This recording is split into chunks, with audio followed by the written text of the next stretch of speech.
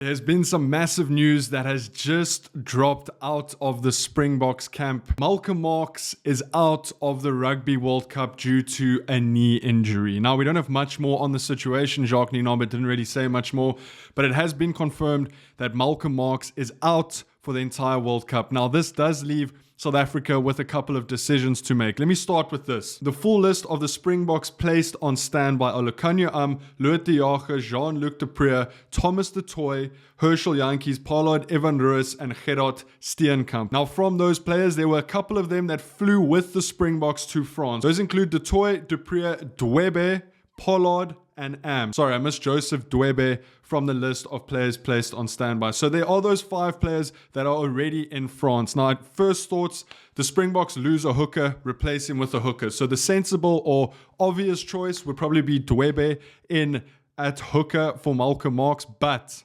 there is a couple of caveats, yeah.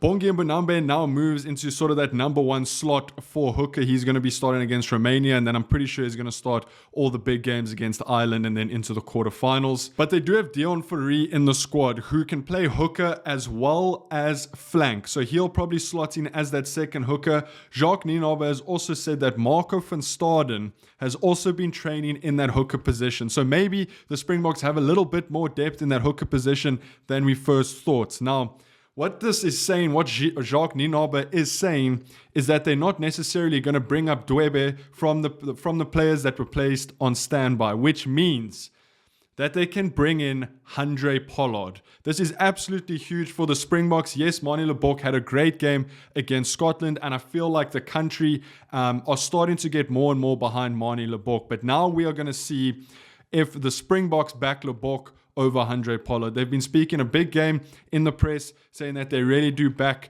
Manie Libbok.